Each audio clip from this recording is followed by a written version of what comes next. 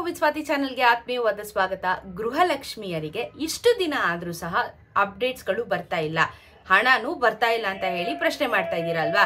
ಯಾವಾಗ್ಲೂ ಗೃಹಲಕ್ಷ್ಮಿ ಬಗ್ಗೆನೇ ವಿಚಾರನ ನಿಮ್ಮೊಟ್ಟಿಗೆ ಹಂಚ್ಕೊಂತಾ ಇದ್ರೆ ಬೇರೆ ವಿಚಾರಗಳನ್ನ ಕೂಡ ಹೇಳ್ಬೇಕಲ್ವಾ. ಸ್ಪೆಷಲಿ ರೇಷನ್ ಕಾರ್ಡ್ ವಿಚಾರವಾಗಿ ಒಂದಿಷ್ಟು ಮಾಹಿತಿನ ನಾನು ಪ್ರತಿನಿತ್ಯ ಕೊಡ್ತಾನೆ ಇದ್ದೀನಿ. ಸೊ ನಿಮ್ಗೆ ರೇಷನ್ ಕಾರ್ಡ್ಗೆ ಡೌಟ್ಸ್ ಗಳಿದ್ದವರು ಕಮೆಂಟ್ ಅಲ್ಲಿ ತಿಳಿಸಿ. ಜೊತೆಗೆ ಗೃಹಲಕ್ಷ್ಮಿನೂ ಇಂಪಾರ್ಟೆಂಟೇನೆ, ಅದ್ರ ಬಗ್ಗೆನೂ ಈಗ ಬಂದಿರುವಂತ ಅಪ್ಡೇಟ್ಸ್ ಗಳ ಬಗ್ಗೆ ನಾನು ನಿಮ್ಗೆ ತಿಳಿಸ್ಕೊಡ್ತೀನಿ. ಯಾವಾಗ್ಲೂ ಅದನ್ನೇ ಮಾಡ್ತಾ ಇದ್ರೆ ನಿಮಗೆ ಅಪ್ಡೇಟ್ಸ್ ಗಳು ಬಂದಾಗ ಅಷ್ಟೇ ಗೊತ್ತಾದ್ರೆ ಸಾಕಲ್ವಾ. ಯಾವಾಗ್ಲೂ ಹೇಳಿದ್ದೆ ಹೇಳ್ಕೊಂಡಿದ್ರೆ ನಿಮ್ಗೂ ಬೋರ್ ಆಗುತ್ತೆ, ನಮಗೂ ಹೇಳಿದ್ದೆ ಹೇಳೋದಕ್ಕೆ ನಮಗೂ ಬೇಜಾರಾಗುತ್ತೆ. ಸೊ ಗೃಹಲಕ್ಷ್ಮಿದು ಅಪ್ಡೇಟ್ ಬಂದಿದೆ. ಸೊ ಹಾಗಾಗಿ ಗೃಹಲಕ್ಷ್ಮಿ ಅಪ್ಡೇಟ್ ಬಗ್ಗೆ ಈ ವಿಡಿಯೋದಲ್ಲಿ ನಾವು ಮಾತಾಡೋಣ. ದಯವಿಟ್ಟು ಚಾನೆಲ್ ಸಬ್ಸ್ಕ್ರೈಬ್ ಮಾಡ್ಕೊಳ್ಳಿ, ವಿಡಿಯೋನ ಪೂರ್ತಿಯಾಗಿ ನೋಡಿ. ಈಗ ನಾವೆಲ್ಲರೂ ಕಾಯ್ತಾ ಇರುವಂತದ್ದು 19ನೇ ಕಂತಿನ ಹಣ. ಸೊ ಜಾನ್ವರಿ ತಿಂಗಳದು 19ನೇ ಕಂತಿನ ಹಣ ನಮಗೆ ಬರಬೇಕಾಗಿತ್ತು. ಆಲ್ರೆಡಿ ತುಂಬಾ ಜನಕ್ಕೆ ಈ ಹಣ ಬಂದಿದೆಯಾ ಅನ್ನೋದು ಈಗ ಯಕ್ಷ ಪ್ರಶ್ನೆ ಆಗಿದೆ.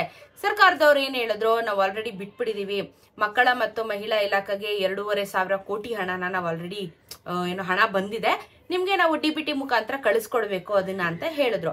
ಈಗ ಈ ಯುಗಾದಿ ಹಬ್ಬ ಎಲ್ಲ ಆಯ್ತು. ಇವಾಗ ಏನಂತ ಹೇಳಿದ್ರು ಅಂದ್ರೆ, ಈ ಏಪ್ರಿಲ್ 10ನೇ ತಾರೀಕಿನ ಒಳಗೆ ಪೆಂಡಿಂಗ್ ಇದ್ದಿದಂತ ಎಲ್ಲರಿಗೂ ಗೃಹಲಕ್ಷ್ಮಿ ಹಣನ ತಲುಪಿಸ್ತೀವಿ, ಯಾರಿಗೂ ನಾವು ಇನ್ನ ಬಾಕಿ ಇಟ್ಕೊಳ್ಳೋದಿಲ್ಲ ಅಂತ ಹೇಳಿದ್ರು.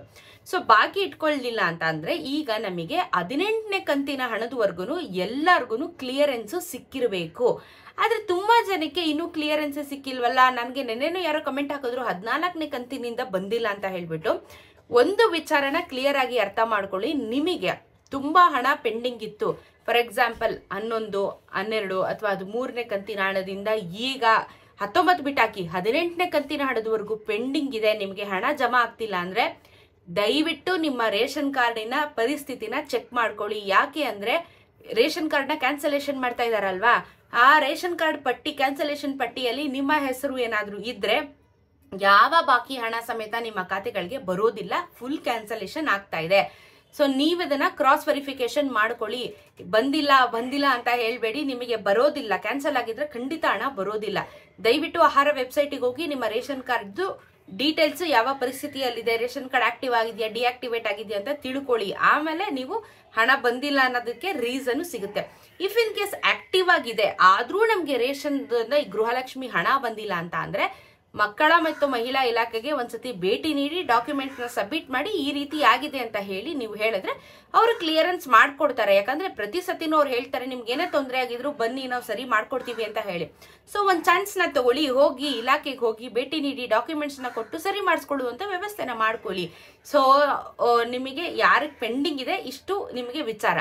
ಈಗ ನಾವು 18ನೇ ಕಂತಿನ ಹಣದ ಬಗ್ಗೆ ಮಾತಾಡೋಣ. 18ನೇ ಕಂತಿನ ಹಣ ಕ್ಲಿಯರೆನ್ಸ್ ಸಿಕ್ಕಿದೆ ಅಂತ ಹೇಳಿದ್ದಾರೆ, ಬಟ್ ಇನ್ನು ತುಂಬಾ ಜನಕ್ಕೆ ಆಕ್ಚುಲಿ ಸಿಕ್ಕಿಲ್ಲ. ಬಟ್ ಕ್ಲಿಯರ್ ಆಗುತ್ತೆ, ತೊಂದರೆ ಇಲ್ಲ.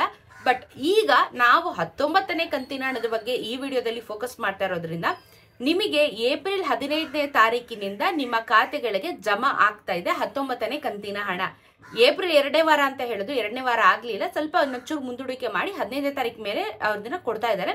ಸೊ ನಿಮ್ಗೆ 15ನೇ ತಾರೀಕಿನ ಮೇಲೆ 19ನೇ ಕಂತಿನ ಹಣ ನಿಮ್ಮ ಖಾತೆಗಳಿಗೆ ಜಮಾ ಆಗ್ತಾ ಇದೆ. ಇಡೀ ಕರ್ನಾಟಕದಲ್ಲಿರುವಂತಹ 31 ಡಿಸ್ಟಿಕ್ಗಳಿಗೂ ಬರುತ್ತೆ. ಆದ್ರೆ ಒಂದೇ ಸತಿ ಬರೋದಿಲ್ಲ, ಅದು ಕೂಡ ಹಂತ ಹಂತವಾಗಿ ಬರುತ್ತೆ. ಯಾಕಂದ್ರೆ ಅಷ್ಟೊಂದು ಹಣನ ಒಂದೇ ಸತಿ ಯಾರು ಕೊಡೋದಿಕ್ಕಾಗೋದಿಲ್ಲ, ಸರ್ಟನ್ ರೂಲ್ಸ್ ಇರುತ್ತೆ. ಹಂತ ಹಂತವಾಗಿ ಎಲ್ಲ ಜಿಲ್ಲೆಗಳಿಗೂ 19ನೇ ಕಂತಿನ ಹಣ ಜಮಾ ಆಗುತ್ತೆ. 20ನೇ ಕಂತಿನ ಹಣ ಯಾವಾಗ ಬರಬಹುದು ಅಂತ ನಿಮ್ಮ ಪ್ರಶ್ನೆ ಏನಾದ್ರೂ ಇದ್ರೆ ಅದ್ರ ಬಗ್ಗೆ ಸದ್ಯಕ್ಕೆ ಯಾವುದೇ ರೀತಿಯಾಗಿರುವಂತ ಮಾಹಿತಿ ಇಲ್ಲ, ಅಪ್ಡೇಟ್ಸ್ ಗಳು ಇಲ್ಲ. ಸೊ ಕರೆಂಟ್ಲಿ 19ನೇ ಕಂತಿನ ಹಣದ ಬಗ್ಗೆ ಫೋಕಸ್ ಮಾಡೋಣ. 15ನೇ ತಾರೀಕಿನ ಮೇಲೆ ನಿಮ್ಮ ಖಾತೆಗಳಿಗೆ ಜಮಾ ಆಗುತ್ತೆ. ತುಂಬಾ ಪೆಂಡಿಂಗ್ ಇರೋರಿಗೆ ಏನ್ ಮಾಡ್ಬೇಕು ಅಂತ ಹೇಳಿ ತಿಳಿಸ್ಕೊಟ್ಟಿದ್ದೀನಲ್ಲ, ದಯವಿಟ್ಟು ಹೋಗಿ ಆ ಕೆಲಸನ ಮಾಡಿ. ಸೊ ಇದಾಗಿತ್ತು ಗೃಹಲಕ್ಷ್ಮಿಯ ಅಪ್ಡೇಟು.